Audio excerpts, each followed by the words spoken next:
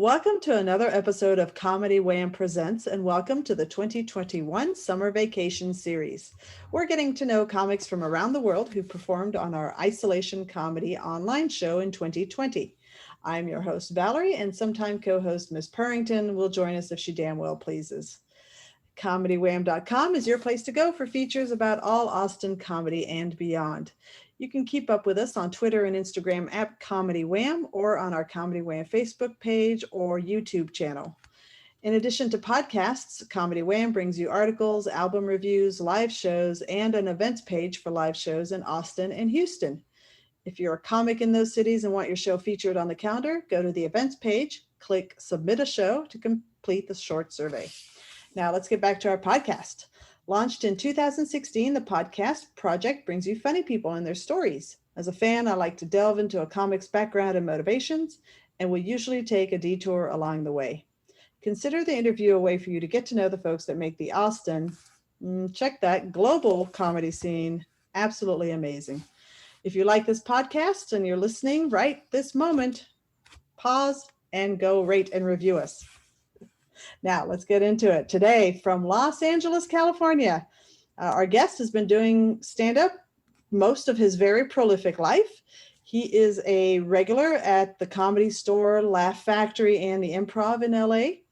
And while he is an amazing comic, he's a prolific writer, producer, and I actually remember him and know him from his days working on Fashion Police with comedy icon Joan Rivers. And even in the face of COVID, he kept super busy with live Instagrams, videos, and to our very great fortune, doing Zoom shows. I honestly don't think I've ever laughed so uproariously as when our guest read his mom's catalog as part of his set during our show. It was one of the best moments of comedy. He is one of our favorite comics on the 2020 Isolation Comedy Show. Please welcome our honored guest, Teddy Margas. Yay! Yay, so exciting to be here. Fun.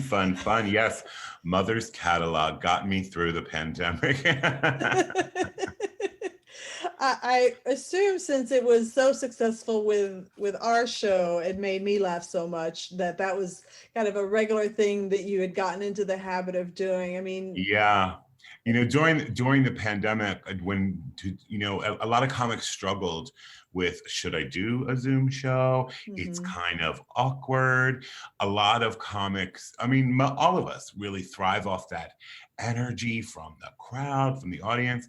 And so I thought, well, we've got to think of something because we're stuck. Mm-hmm. So how creative can you get? Yeah. And so something like literally going through a catalog that I found on my mother's kitchen table, I couldn't do that live because the audience can't see it. So I thought, wow, like this is something that I wouldn't be able to do live. So I did it, and the response was amazing. That I'm thinking, how can I do that? Do it live. You know what it's doing? And coming up next is a comic who has a slide presentation. Like it's one of those things that it just, tragedy or whatever, adversity, just sparked creativity. And so I did it at a lot of shows. And then it got me to thinking of things that I wouldn't do or couldn't do live. And so I rocked this quarantine period. Yeah, you did. I want to get launched into our conversation, but I will say I do have an official icebreaker question. Are you ready for yours? I'm ready. One word to describe your past. That's a really good question. One word to describe. Okay, I have it. Eclectic. Nice. I am actually filled with regret at my introduction of you because I realize that I really should have put in a pointer in here for your trademark glasses because I was actually struck by this. I was looking at your website and doing some prep, and I noticed your picture on your homepage doesn't have you with glasses, but that's all I've ever known you as. The glasses came about in several ways. I knew I was going to need glasses before I needed them. Uh-huh. Okay.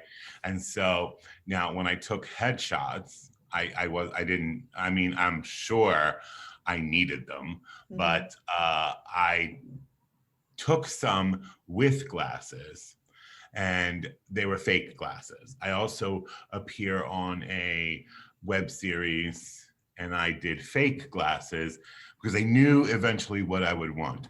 Yeah. And when I did need glasses, it took me about, this is honestly the truth, 2 years to get the frames that I was happy with. Oh my gosh. I mean, you go into Lens Crafters, you go into any one of those eye places. To me, it was hundreds of the same frame. Uh-huh. I mean, these are round, these are oval. And I had to like literally go, okay, do I need glasses to see the difference of is it round or oval? You know, these are square, these are rectangle. These are tortoise, these are dark tortoise, these are light tortoise, these are medium tortoises. I was like, okay, hello.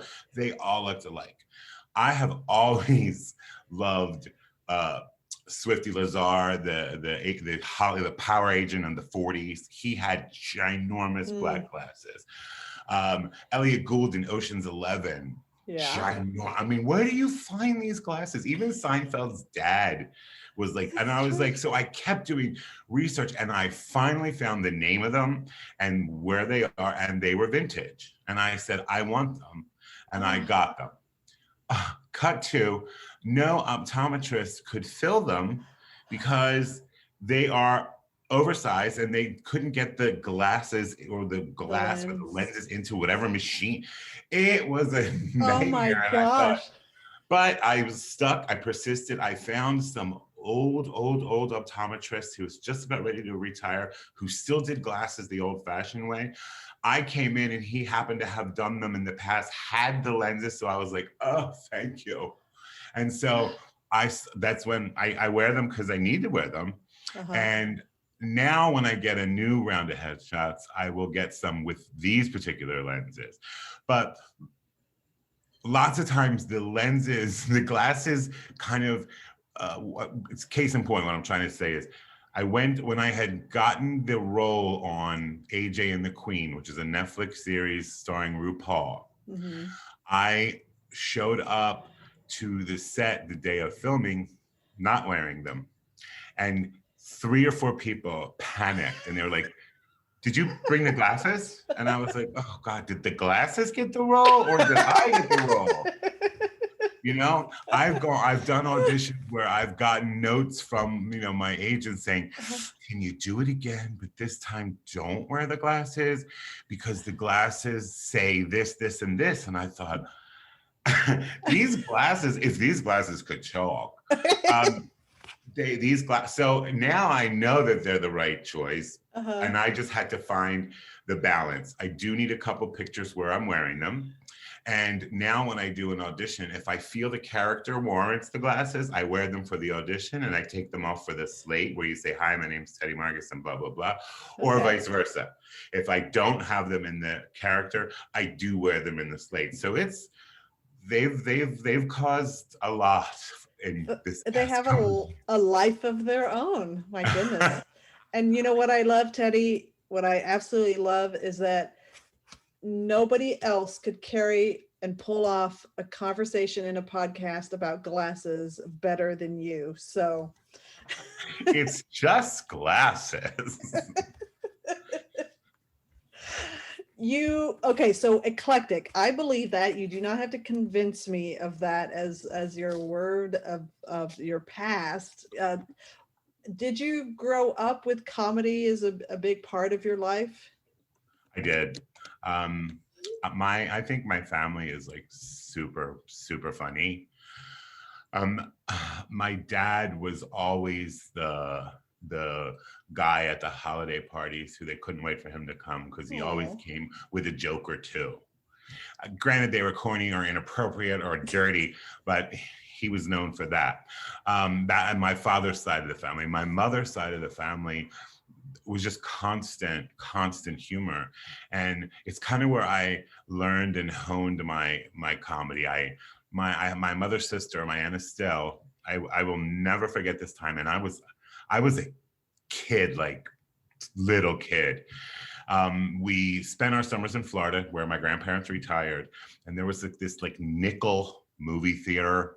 I mean, it wasn't because it was Depression era, because it was a rundown. They played old movies. It was like, how is this happening? But it was something like that, a quarter for the movies. And so my grandmother like loved it because she gave us all a quarter to go to the movies. And my aunt she drove us and she bought the tickets for us. And they had two screens. And on one screen, they were playing Mask, the movie with Cher. And on the other screen, they were playing Mask as well. Now the marquee, one side said Mask and the other side said Mask with Cher. And I looked at it and I didn't even think that you could do anything with that. But my aunt goes up to get the tickets and she's like, can I get one adult? And, she counts all the kids she brought. It was me, my cousins, 5 or 6 of us. And she was, can I get one adult and like 6, kid tickets for Mask? And the ticket taker said, oh, which one? Like, I guess he was saying, did you want screen 1 or screen 2? Maybe one played at 9 and the other one played at 9:15, whatever. My aunt goes, which one? And he like pointed up. And I'm witnessing this as a kid. My aunt does this. She takes a step back. She looks up and she goes, oh, Mask with Cher. Hold on. She turns around and to the group of kids says, how many want Mask and how many want Mask with Cher? Well, it hit me like, oh my God, that's so funny. It's like her restaurant order. Then she turned back to him and she goes, let me get, all the kids want it with Cher. Can I get Cher on the side? Done. I lost it. I just thought that's to me still funny because it's when it hit me. Look what you can do with just something so nothing. And I just laughed, and that's what I grew up with. I grew up with that type of humor through my family. And so I always was trying, but my brain started going then in school, class clown, making everybody laugh in the lunch area. Then they would always they would want me for the school plays because they're like, we need a comedy element. We need somebody to come in and like, really kill this scene because it's boring, but you could bring in. It just happened. It just was natural. It's probably a lot of it was, I was born with it. And then I started to go to school for it. And then I started to hone it. And then I just boom, boom, boom, boom, boom. And before you know it, it was like, my family still, it doesn't matter what I tell them that I'm doing. They are never like, yay. They're always like, well, like, duh. like we knew. And I was like, okay, well, okay, yay. So yeah, always funny. Always, and always trying to find the humor in it. Always. Yeah. So you were raised in LA, born and raised? No, I was born and raised on the East Coast in Philadelphia, Pennsylvania. Okay. So when I was old enough, would just, hightail it to New York to do, whatever auditions or try. I originally wanted to get on Broadway and not a singer, trust me, but I think I had more moxie than anybody I know. Yeah. So were you performed in high school? Yeah. Okay. I was an actor from birth, literally. Okay. My mother tells a funny story, and she always says, if I ever get on a talk show or if they ever interview me, this is what I'm going to say. I was like, okay, Mom, go ahead. She told me that my due date, I was born on my due date, but I was born at 11:31 p.m. So all day my mother was in labor on that day. And she was in the labor and delivery room and they had a TV. And she said, when they turned on Johnny Carson, The Tonight Show, and she heard, da, da, da, da, da, da, da, da, da, da, I came out. Okay. So she swears that I was in there, like that was backstage and I was just waiting for the cue. Yeah. Cute story, but it was true. Yeah. So how much time did you spend in New York? And so you said you were an actor from birth. Were you pursuing acting first or comedy first or Acting. everything? Comedy came because acting was not, I wasn't getting creatively challenged enough.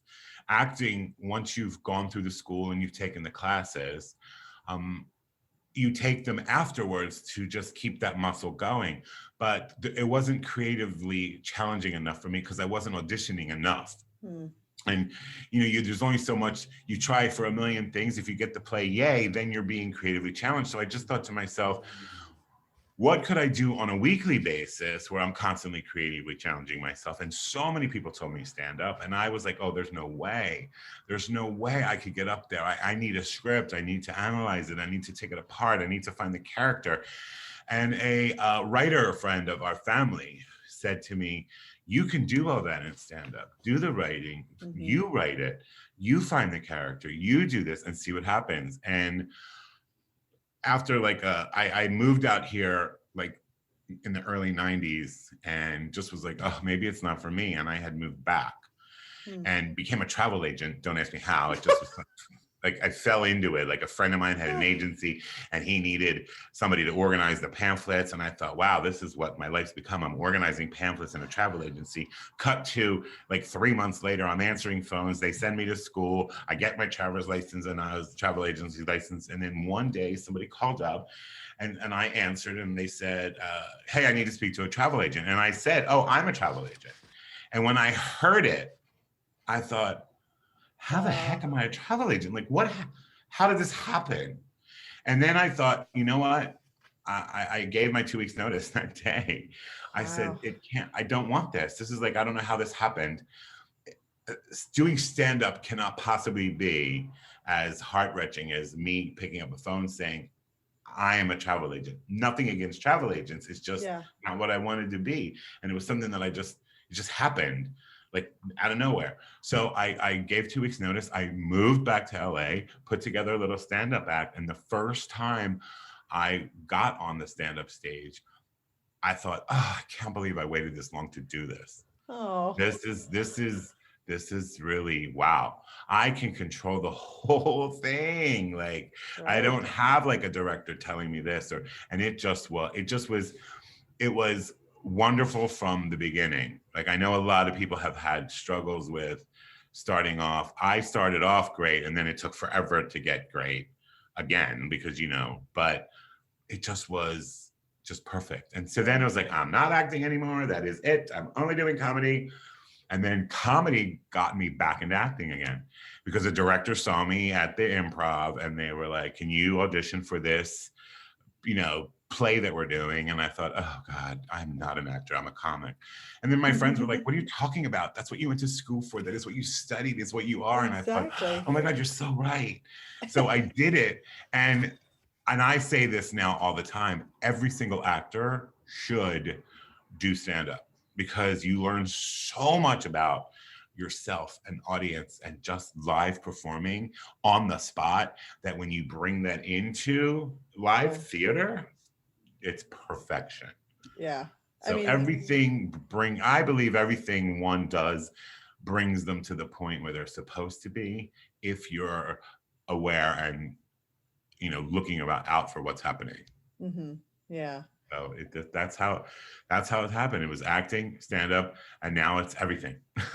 Yeah, you really are kind of a jack of all trades of different things. It's just because it really embodies, stand-up embodies everything. Stand-up embodies being a writer. Mm-hmm. It embodies acting. It embodies producing, promoting, because you have to do all those things for stand-up comedy, especially when you're starting out, because no one's going to write you stuff. I mean, they don't know who you are.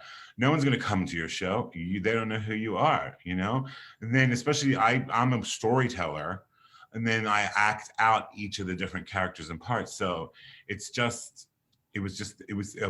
I say I wish I did it earlier, but who's to say that it wouldn't have all come together so perfectly had I done it earlier? Yeah. So I guess it followed the timeline it was supposed to. Yeah. you know. What type of stand-up were you doing when you first started out? You mentioned the characters, and I know characters is a lot of what you do now on some of your live Instagrams or whatever.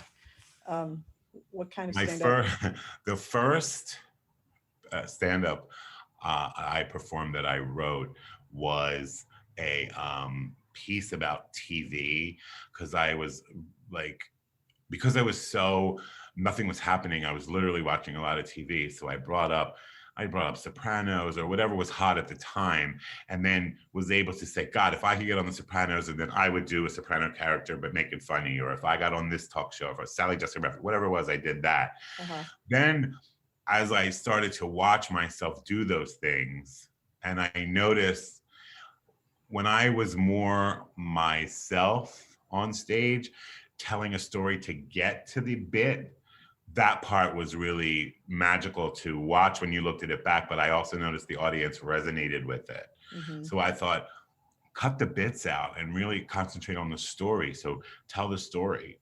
And the story now, it's usually my family, because everybody relates to that. You know, Yeah. I do stories about my mother, which are just insane, which is why we bring up Mother Catalog. You know, I have, you know, my grandmother, my aunt. I mean, they're all funny. And if I bring them into the story, I will like try to do the voice. Right now on my Instagram live, I kind of feel like I've created like a Tales from the City, Armistead Maupin, because Uh-huh. I live in West Hollywood and I live in a courtyard where everybody kind of knows everybody else. And they're all such an eclectic individual that on my live, when I started to talk to about them, like say one of the neighbors came over, or then another, I became that neighbor. Mm. And then the audience started to ask when I was talking about something else, how's Ed? Oh, then I would break into an Ed story. So then it just boom. And my groundlings training, because I trained at the groundlings, Ah. they are very character driven. They're very actor character driven, and they teach you how to take a minute detail and make that the character. It could be the thing, maybe it's your posture, maybe it's the way you hold your shoulders or your neck, or maybe it's the voice, or it's just a tiny thing. I used to look at characters and think they had to be like completely well-rounded and well thought out, like an actor would do. But when you do it on the stage for comedy, Groundlings taught you how to really hone in on one particular characteristic, and then boom, that's your character. Yeah. And that just that took me over the edge as far as learning wise was concerned. Yeah. When did you start feeling really excited about where your path was going? My favorite part of doing comedy was when it was over.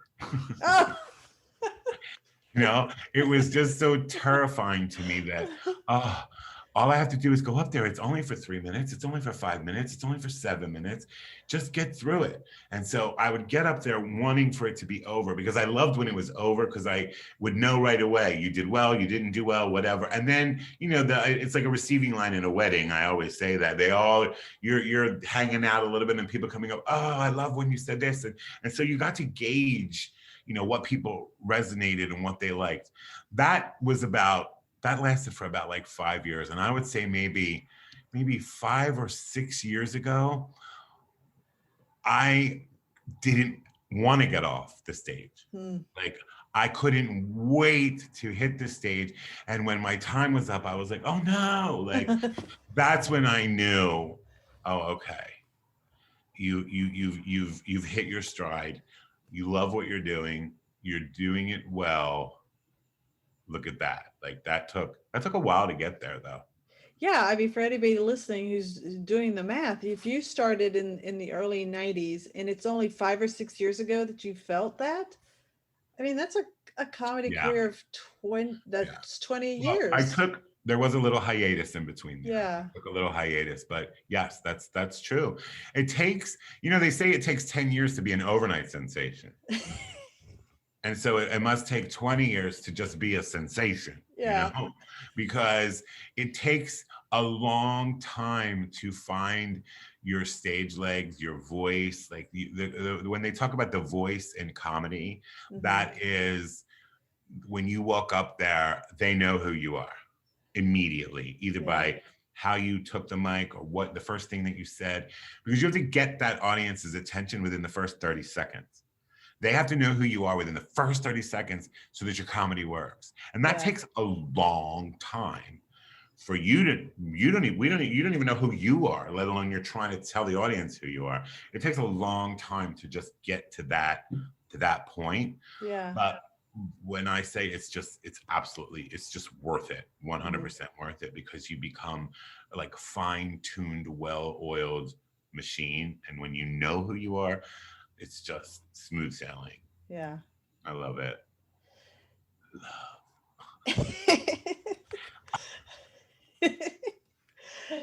You have done a fair share of movies as well. Oh. And I'm going to go backwards because I would be remiss. And I put it in the bullets that you were a part of Fashion Police, which is how I first came to know you. And my son, I won't try to suck up too much time about this. My son's favorite movie is Spaceballs. So Matrix. Yes. So when I told him that I was going to be talking with you and that you worked with Joan Rivers, he's like, the woman from Spaceballs? I'm like, yes. The woman from Spaceballs. How was the process of being involved in Fashion Police? I loved that show so much. It was so great. I can still say to this day, and it's been, I don't know how many years now, it was my favorite job I've ever had. Wow. And I mean, it was my favorite. The hour, I didn't even care. I had to be up at 4:30 a.m. to get to the studio by 5:30 because the audience started coming in at 5:30. I had to be funny and get them up and out of their morning, within 15 to 20 minutes. But who's to complain when Miss Joan Rivers was there at 2:30? Joan was there at 2:30 doing all the voiceovers, doing hair and makeup, getting ready. Like, to watch her work, I learned so much from her. Yeah. And she was such a willing teacher and loved comedy and loved comics. It didn't matter who the star was on the show. It didn't matter. Everybody was like, kikiing and doing their own little thing. And she would walk on over to me and go, so where'd you go? Where'd you go on last night? Where? Was it good? Was it a good crowd? Tell me you're funny. Tell me the funniest joke. Did it bomb? Tell me the bomb. Like, she was truly interested. And to me, that was just, oh, wow. And she also taught me how to be on TV. She taught me how to be the star. Wait, you have a star quality. Thank you, Joan. She always said you have to be, who you are and who they think you are. You have to know who they see you as. Okay. Okay. And then be that person for them. And that's how she was. She had her hair and makeup done every single time she left the house. And, when we would have our like heart-to-heart conversations, and I was like, oh God, we're just going to Whole Foods. And she said, I don't want the one person who happens to run into me at Whole Foods not run into and get a picture with Joan Rivers. Wow. That to me was like, that's why you're so successful. Yeah. That's why you are a star. Yeah. I heard she had an incredible work ethic, and it's nice to know that, she took the time to be a mentor. And she was fantastic. My job was to get the crowd up, and her hearing wasn't so great. And the set was always set back a little bit. So she could hear the laughter, but she couldn't hear what I was saying.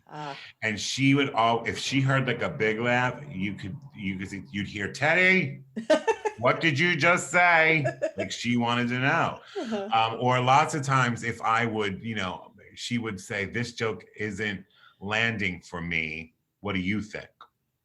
And then I would say something and then she would go, that's funny. But then when I heard her deliver it, it was even funnier than what I had recommended. And I thought, wow, like she was just in tune to it all around her. It was like electricity coming off of her body when comedy was involved. And that is absolutely dedication. That just to me was, Yeah. and she was such a good person too. I brought my family once to a taping, and I went through the quote unquote normal route of doing it because I didn't want to be like, Joan, I'm bringing my family. I went through the audience coordinator. I said, look, they're like, oh, bring them here, and they'll be in here, and we'll take their phones. And so getting off the elevator, I got off the elevator with my family, and she was walking by, and she looked over, and she just was like, Teddy, oh my God, this has to be your family. You all look alike. And she was like, she completely was like, wait, where are they going? I said, well, they're going to, oh, absolutely not. No. You bring them in right now. She had them come into the studio. And then she had her security guard, and she goes, give me my wallet. Give me my wallet. She went into her wallet. She went into her Chanel wallet. Thank you. And she pulled out like $40 and she goes, here, buy them breakfast. I was like, oh my God, no, we don't. She's like, I said, buy them breakfast. Because there was a little cafe in the studio. And she was like, and then as soon as they eat, you bring them in. Like, to me, even to this day, my niece, who was little at the time, never forgot that. Like, she was like, Joan Rivers bought me breakfast. Like, that's, you don't put that on. You either are that way or you're not. Yeah. And that to me was just brilliant. Yeah. I loved her. Yeah. I loved her. Yeah. Can you tell I loved her? I could tell. But in full transparency, this is an interview with Teddy Margas, so we'll get back on track. I just had to, I loved Joan too, so I just wanted to get a story about her. Yeah, she's great. From your perspective. So when Fashion Police ended, did you feel like that opened doors for you, or did you feel like you wanted to try something different? Or the funny thing about at the time that I was doing Fashion Police, it was something that I kind of in the back of my head wanted to do because I wanted to meet and learn from Joan Rivers. But that wasn't the path I wanted to take. I didn't want to be like the audience warm-up comic. Mm-hmm. In comedy, I hate to say this because there's like 50 people that say this, 50% of the people say this, and 50% of the people say that. Lots of times the audience warm-up comic is the comic who didn't make it, or the comic who, oh, well, he couldn't get that job, so he got this job, which I loathed when people said that, because it's like, you don't know me, you don't know my situation, you don't know why I'm here. I never looked at it that way, but it amongst comics, those kind of whispers happen. So I didn't want to take it at first. And then I thought I'd be crazy not to take it, because I get to work with somebody who I admire, a legend I could learn from. And let me tell you something, I thought it would look great on a resume, right? Yeah. So cut to where it really worked. It works great when they intro you, open for Joan Rivers or whatever. Yeah. In the casting offices for TV and film, I have had numerous major casting directors say, that's a great job, good job. I'm gonna go off book here. What was Joan Rivers like? You mean I'm not the first person to have asked you this? I'm shocked. You're the first on a podcast, I think. But that blew my mind. How I look at it as, this is how the door opened. Uh-huh. When you go into a casting director, you read and you leave. You read, you leave, you try to get whatever personality you can in there so that they could see.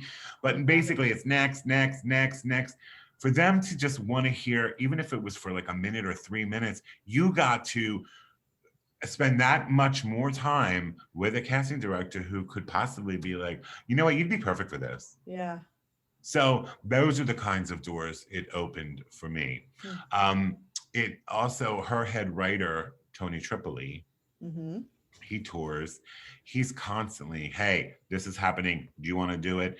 Um, I met some great people that I still talk to. They were guests, like, Nene Leakes. Everyone's like, Nene Leakes from the Real Housewives. She's your friend? I'm like, well, I mean, she's not my friend, but if I see her out, we say hi, and it's really kind of like, and they're like, I can't believe it. She's such a this, but she's not that way. Lisa Rinna, same thing. So it opened a lot of doors in that respect. As far as, he's a comedy legend, let him in because he's open for Joan. It didn't do that, because like I said, that there was that little stigma that I wish would go away, but it's there.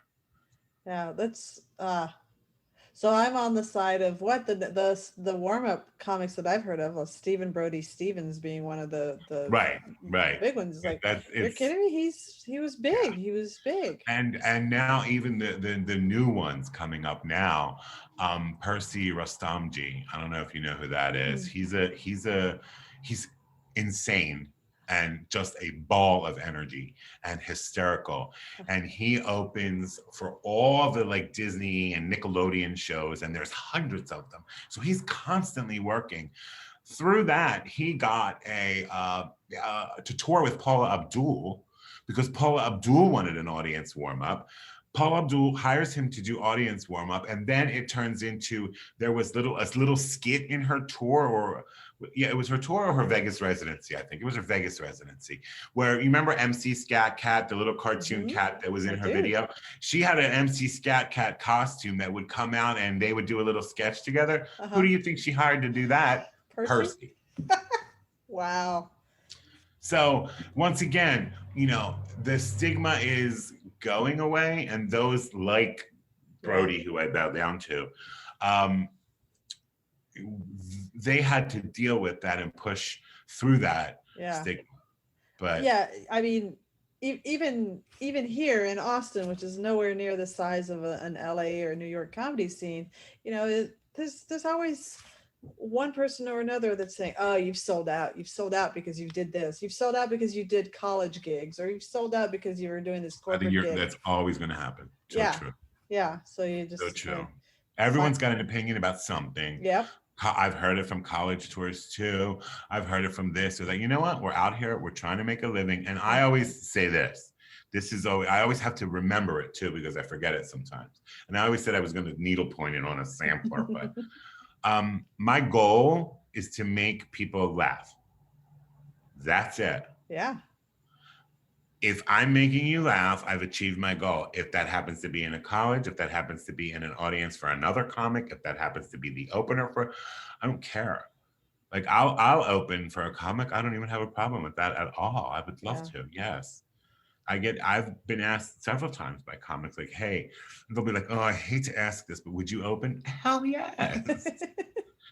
I know they're not there for you, and I think an opener's got an easier job than the headliner. I've literally got to bring him to here. You're the one that's got to bring him to here, you know, like, bring him high. So, yeah, I everybody talks, everybody says something. I'm the type of person who's like, yeah, whatever. I'm going to do what I want to do. Yeah. No matter what. Yeah. Your personality and presence is so big.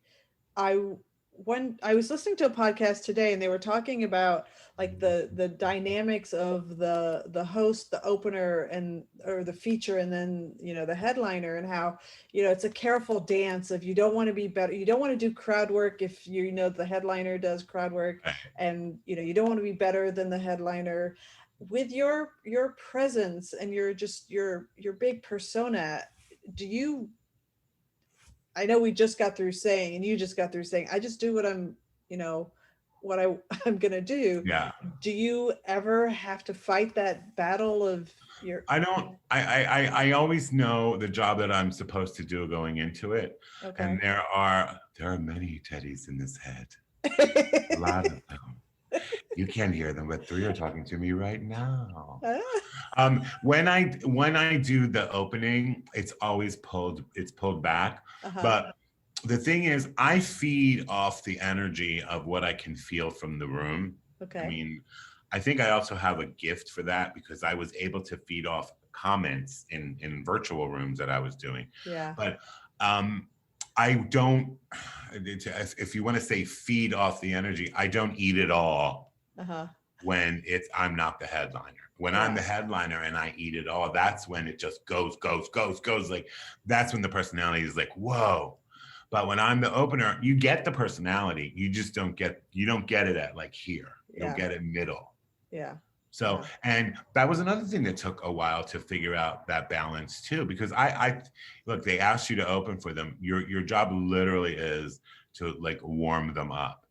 That's it. And I learned that once again from opening for Fashion Police too, because that was, getting the crowd up and happy and jumping and just getting them ready for the comedy that's about to happen. So I treat it the same way. And you have jokes that kill, that are amazing.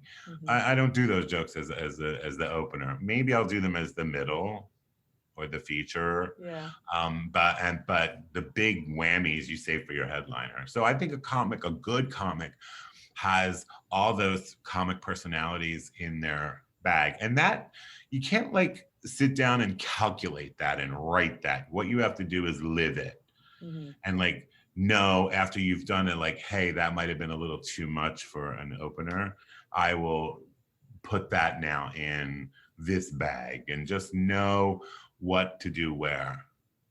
I know who the comic is too, like you said. Like, if the comic does a lot of crowd work, don't do it, or kind of like ease into crowd work in the end as you're about to, introduce them. I like a lot of the times when you open for the comic and there is no middle or feature, when you open, sometimes you introduce them. And that's always, I love doing that. I love doing that because then then the personality can come out, because you're like, start to tease them. Are you ready? Guess who's coming? Who are you here for? Like that kind of stuff. And then you could literally feel the energy lifting. They're so excited. And then you introduce them and you feel that, and then you go, thank you. And you leave and you think, that was for me. That applause was for me, darling. I got them there. We were having a heck of a time getting this chat scheduled, and this weekend you were in Palm Springs. Yes. Performing stand-up? Yes. I was performing stand-up. I had 3 duties in Palm Springs this weekend, and lately anymore. I love the fact that this could even happen. A friend of mine, it was his birthday, and it was a big milestone birthday. And he was like, I'm going to have my milestone birthday in Palm Springs. I was like, great, what weekend? Because then I want to book a show. Like, I'll go to Palm Springs. Like, nothing you say matters until there is an audience. Oh, that's funny. My social media, little by little, is creeping up there, and I'm really trying to work on that part of it. And I had a martini, it was an olive juice company, ask me, hey, can I get a couple pictures of you, maybe with a martini or holding an olive or eating the olive? Because on my Teddy Tales, my live show on Instagram, twice a week, Tuesdays and Thursdays, 5 p.m. PDT. That's Eastern, no, that's West Coast time. I'll have a cocktail and I'll eat an olive, and people are like, oh my God, that sounds like olive ASMR. We love when you eat an olive. We can hear it. I'm like, are you insane? Like, okay, so I do it. This olive juice company was like, can you eat an olive? And then I said, well, I'm going to be in Palm Springs. I would love to find some sort of Palm Springsy backdrop. I'll do it up. I'll wear like Palm Springs colors, and I could do it that way. They were like here for it. So this weekend I had to do some PR for an olive juice company, have a friend's birthday, and perform twice at Oscars. Oh my goodness. I love it. I love it. When they say, you want to go to Vegas? What weekend? Let me see. Can't go. Why? I'm not just going to go. Do you do a lot of touring? I don't anymore, because I've spent a lot of time trying to get a good agent, and I did. I finally did. Yeah. And the agent was like, because I was doing cruise ships. Okay. And they were fun. But they get you're out of town for a whole week, and maybe you're only the money's great, but you're out of town for a week and you perform twice. That's usually it? on a cruise. Yeah, because they have now they have like 3 or 4 comics, so they just have them rotating. You on one show you open and somebody else headlines, on another show they open and you headline, and then that's it. So my agent was like, look, to perform twice, I know the money's good, you make the decision, not me, but I could probably, you could do more good not leaving town so that you can audition and make a lot more than that. Yeah. So that has come into play. And I can't tour if I'm heavily auditioning. Now, there was a time when there was seasons, like you could audition, this time of year, this time of year, this time of year. And then in the pockets, hey, I know that I can tour here or go. But now it's not like that anymore. Now with streaming and all these Peacock and Paramount Plus and everything's it's all the time. Stop. Yeah. It's all the time. Like I went to visit my parents in Florida 2 or 3 weeks ago, and I called my agent a month before. Like, I was like, look, I'm giving you a whole month. And they're still like, oh God, but you're on a roll. And because I just booked something major, I can't talk about it, but I will eventually. Okay. They're like, you're on a roll. And I thought, well, at what point am I not? I mean, I have to also see my parents. Like, I have to do that. Yeah. I just have to. And so love my agents, but when I got back, they sent me a list of all the people that were like, can we bring Teddy in for this? Oh. But I mean, look. I mean, it's a good problem to have. It's a great problem to have. But I'm the type of person that's like, darn it, why did I even go see my mom? I could have Zoomed her. Why didn't I just Zoom my mom? So, but it's back again and it's up again. It's starting again. Even today, we were supposed to go on at a time, and that last minute, I was like, of course. And then because I don't know if you believe in astrology, but I am a Leo on the cusp of Virgo. Okay. And the qualities that are a Leo and the qualities that are a Virgo are me to a T. To a T. And it's just like, so I get like, I'm not doing anything. I'm not booking anything. I am just going to be just ready to go should they call. But the old saying is, if you want to book something, book a trip out of town. And without fail, that will happen. You will definitely book something if you've already made your flight arrangements. Like when you hit pay, the phone will ring. Hey, you booked it. Oh my God, I'm a non-refundable ticket I have now. So.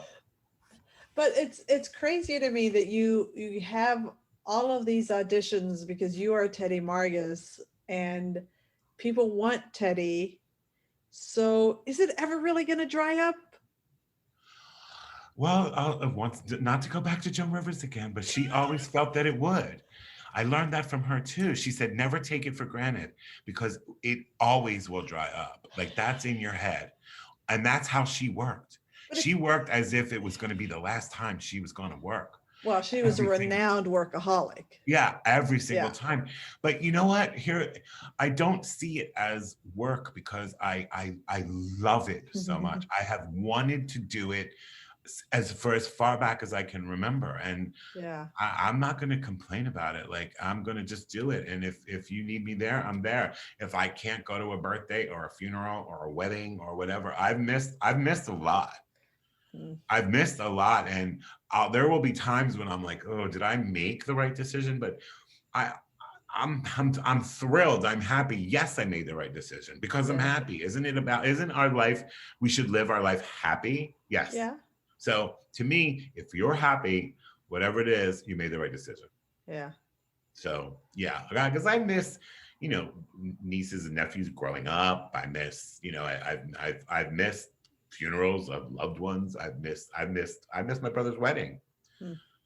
I missed my brother's wedding. I literally had a callback. If it was like an audition, I would have gone to the wedding, but it was a callback, and I was like, it's on the wedding. I was on the way to the callback with a cell phone in my pocket so I could hear the wedding. Oh. So, Did but you I don't land it? regret. I don't regret it. I don't regret it at all. Yeah. Well, I know But he married a bitch anyhow. No, I'm kidding. I'm kidding. I was going to say, did you either land the role or he got divorced and it all No, no. I didn't land the role and they're Oh. still together. So, hey, it all worked out well. I know that we've spent a lot of time talking about Joan Rivers, and I don't know why this escaped my attention. You've also performed with RuPaul, who is another icon of culture. And I've heard amazing things about them too. I mean, what was, had you worked with them before? Yes. Okay. Yes, I was, when I was in Philly, I was a DJ, not in a radio station, in nightclubs. And RuPaul would come in and perform whatever single he was working on. And met him briefly. The TV show Hey Queen that I was producing and writing for a while, he appeared on that show. But this was my first time working with him like as peers, which was amazing. Yeah. Absolutely I've heard nightmare stories and was kind of, oh, is this going to be like that? It was a pleasure. It was so, I just felt at home. I thought we had a great scene together. RuPaul literally de-drags in front of my character, wig off, lashes off, nails off, bustier off, down to a corset, bald-headed. Well, and it was just an amazing experience. I loved it, and I couldn't have been happier to get that role because of the circles that I travel in, and because of my previous work with all the RuPaul drag queens on this show, Hey Queen. It just was like, oh God, it's perfect. Yeah. It was just a perfect role to get, and it was Michael Patrick King too. Mr. Sex and the City. I mean, he wrote and he directed my episode. To say that you were directed by Michael Patrick King, wow, that's major. Yeah. Yeah. So I'm very, very happy with the path. And wait till you hear the new one. Oh. The new one is pretty major too. Okay. I'm teasing your audience. I know you are. Sorry. You are. And I'm gonna frame this as, I know that I've asked you about two really notable people that you've worked with, and this is a kind of a homegrown podcast talking about with people, everyone from a newer open micer to people at your levels. But at the end of the day, we all end up with opportunities to work with people that we can learn from, and that we can also realize that, I had this conception of them, or I'd heard this about them, and I worked with them and they were great. Or, maybe I worked with them and those impressions, that's a universal thing. It's not just because I'm talking to the Teddy Margas. It's, it's just that these are household names that we can talk about. Yeah, so, I love that. That's the beauty of life. That's not even like comedy. Yeah. It's the beauty of life, going through life, meeting people. I believe everyone comes into your life to teach you something. Yeah. Maybe they're supposed to be there for a year. Maybe they're supposed to be there for your life. You never know that, but learn from everybody, and that's what we're here for, I feel. Yeah. Yeah. So you're teasing us with one big thing that's going to be coming out. How do you know how long we have to wait? Yes, it's going to come out in 2022. Okay. I can give you some hints. He's the king of TV right now, this producer. He's done shows like maybe, I don't know, Glee, American Horror Story. Oh, okay. And he is doing a series for Netflix about a very famous serial killer. And this very famous serial killer will be played, it's been announced, will be played by another actor who's done a lot of American Horror Stories and most recently did Mayor of Easttown. Okay. I've not watched that show, but I've heard amazing Well, things. if you Google all those things, I'm sure it'll come up. Yeah. Okay. Let's put on our detective hats. Come on, you detectives, you can do it, you Google sleuths. Is there anything that we haven't talked about that you want to have people know about you? Isn't that crazy? We've covered it all, Charlie. About to know about me. That's a good one. I am constantly. I like to constantly be moving, working, and learning. So I think I'm learning new things about myself all the time. Yeah. So if I've learned it about myself, I have said it about myself. So is there anything new? I can't really think off the top of my head. No, but I'll let you know if I do. Okay. Well, you will get a chance to do an official promo portion in just a moment, but as we yeah, I know you do. I know you do. As we start winding down, so with this 2021 summer vacation series that I'm talking to comics that were on our show from across the world, I'm asking them to tell us people from their comedy scenes that we should be paying attention to and what we should know about their comedy scenes, which is really funny when you're my second person from LA that I've talked to. And it's really funny to say, what should we know about LA? The LA comedy scene is huge. It's almost too big. But what I love about the LA comedy scene is, I'm trying to put this delicately. If you're a comic and you're afraid to come to LA, please do not be afraid to do it, because you should absolutely do it. Think about it this way. The bulk of the comics, or the bulk of the people that think that they could be comics, don't spend the time to hone their skills locally. So if you've honed your skill, and hey, your comedy scene is pretty fantastic. Yeah. A lot of comics, because I ran a show in West Hollywood for 8 years, and a lot of comics out of your scene came in and blew us away. Yeah. So if you've done your homework and you have, I don't want to say seasoned, but you know when it's time to leave your little pond. Yeah. Do LA, because there's a lot of people who come out here and try to hone their chops in LA. So if there's let's just say there's not 100, but if there's 100 comics in LA and that's intimidating, know that 40 of them are good. The others aren't there yet. Not saying that they're not going to be good, but they're not there yet. But they just thought, a lot of people think, oh, comedy is so easy. You just get up there and talk.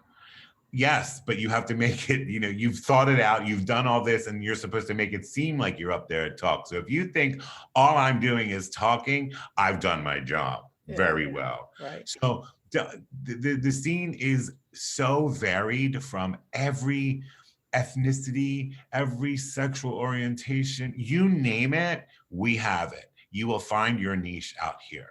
Yeah. And just come out ready to go, guns are blaring, and be yourself, because LA loves an original person. They love it. Love.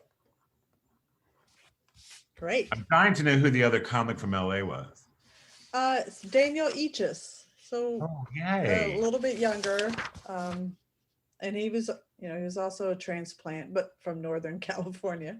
Right. So yeah, and I'll share with you, because his episode actually just came out. Obviously, when this goes out, it's been a few weeks, but his observation was the LA scene is so big, but there's some really cool things happening outside of LA. So go out there. True. So that was really smart, because there is a lot of things. And the funny thing is when you could travel, 20 minutes outside of LA and it feels like you're in a different country. Yeah. It's insane. It's insane. Like, I got so used to LA that when I did San Diego or Palm Springs or even Long Beach, not that far, you go like, oh yay, this is comedy. But once again, if you can make it there, you'll make it anywhere. Did you start off this podcast telling me you didn't have a good singing voice? What are you talking about? I have a good fake Broadway voice. Yeah. I can fake a Broadway audition. I auditioned for Annie. I didn't get it. Because I guess they thought they wanted me to be Daddy Warbucks, but I wanted to be Annie. Oh. Hey, it's time to change it up a little bit. We need a different Annie. We need a gender non-binary Annie. Come on. Yeah. Everything deserves a fresh look. You mentioned Percy, and I didn't write down the last name, but are there any other comics that we should be paying attention to? These are the comics that I love and I look at and I think they're so fantastic. Out of LA is Percy Rustomji, Matt Marr, Mattmarr. He is so funny. Out of New York is a comic called Oscar Aydin, Aydin. I love him. I think he's great. He's up and coming. Gus Constantellis, he's out of New York. He just went viral this pandemic on TikTok with his mother. He's Greek, and he's Greek American, but his mother is from Greece. And he literally just took videos of her and she's speaking in Greek and he subtitled it, and it's hysterical.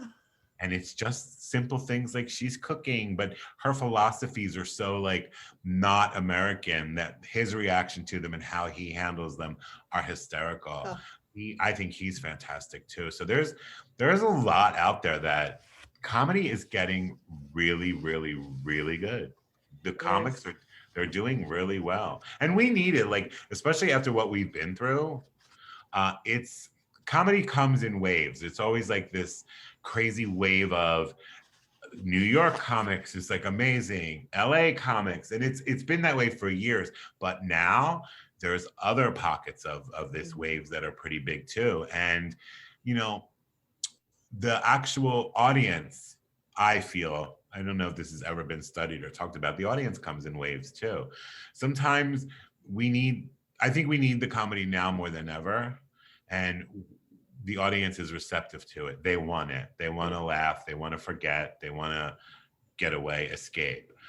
There was a period of time where everybody just thought, I've seen better. I've seen this. People are now just want to laugh. And if you can get them there, you got them. Yeah. We maintain an events page for Austin, and we were maintaining it for about 6 months before the pandemic, and it is night and day before and after the number of shows that are available and the choices for audiences, but the audiences are filling up all of these shows. They are desperate. They really do want to be entertained. They need a laugh. And I noticed, because I my first was it Thursday? Thursday was my first live audience since March 10th, 2020. And I had done, a lot of virtual shows. The Comedy Stores and the Improv, you were performing inside, but you were being broadcast via satellite on the patio. Right. So you could kind of hear the laughter. There was at the world famous Comedy Store on Sunset on the Strip there is the stage and then the audience, and there's a window behind the comic. They flipped it. So the comic was looking out the window onto the patio, but there's the glass there. So there's you hear like, oh. So but in front of a live audience. And then what I noticed was I couldn't wait to see how the audience had changed.